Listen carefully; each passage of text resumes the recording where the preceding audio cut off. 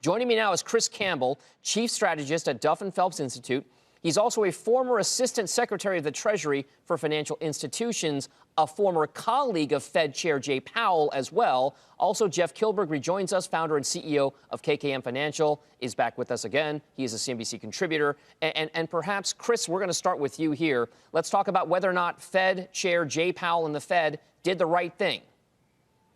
Absolutely. I think in times like this, the chairman knows very well that it's good and prudent to move early and to move decisively and to move it in a course with other European and other central banks, to ease the credit markets and to calm, calm the markets' concerns that obviously that are going on.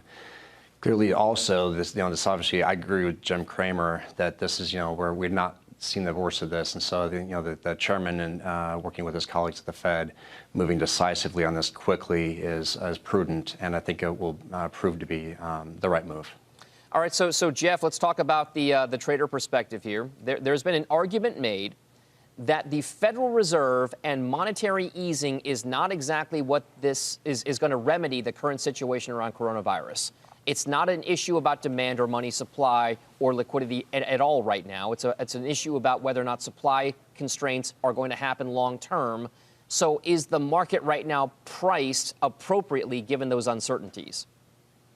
Well, I think, Dom, yesterday the initial reaction was, what is the Fed seeing? But let's go back to what Fed Chairman Powell's talked about in previous meetings. He talked about potentially changing if there was a material change in their outlook. Well, this has been a material change in the outlook. We're still trying to measure the effects and the impact of the coronavirus. So I think yesterday is a 1-2 punch. Certainly, the market's digesting it, and we're going to see the markets move higher because this is a shock absorber. Down this bumpy road that we're going, this is definitely going to be a shock absorber of this 50 basis point rate cut. But the second part of it, Dom, is it's providing leadership. What has the Federal Reserve done ever since the crisis? They provided leaderships to other central bankers. And sure enough, we're seeing South Korea, we're seeing a lot of different central bankers follow the leadership of the Federal Reserve. So I think this is a big moment, and I'm actually pretty optimistic. I think the velocity, the move we saw last week, that's in the rearview mirror. I'm still nervous, but I am optimistic, and you will see volatility specifically come down this week in the wake of this move.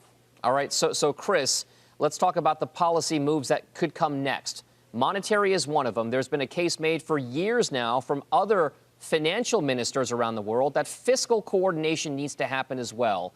What exactly could we expect to see on that front from developed markets around the world? I wouldn't be surprised if Secretary Mnuchin and other people in the administration are working closely with the Fed and other financial regulators, both in our country and around the world, to have a coordinated effort on this virus. Obviously, it's a worldwide issue. And clearly, if if the WHO and others and Dr. Fauci are correct, we could be seeing a pandemic here. And if that is the case, then it's certainly prudent and would make sense. And I expect that the administration would lean in to do a coordinated effort worldwide on this issue with their colleagues, and leave nothing on the table. Leave every tool in the arsenal. And make them all available and ready to deploy if they be necessary. All right, so Jeff, I mean, over the course of the past week or so, roughly at this point, we've had a number of investment houses come out and take down their earnings estimates for this year, some calling for flat-out no earnings growth in the S&P 500, tied specifically to the catalyst of the coronavirus outbreak. What exactly does that mean for markets?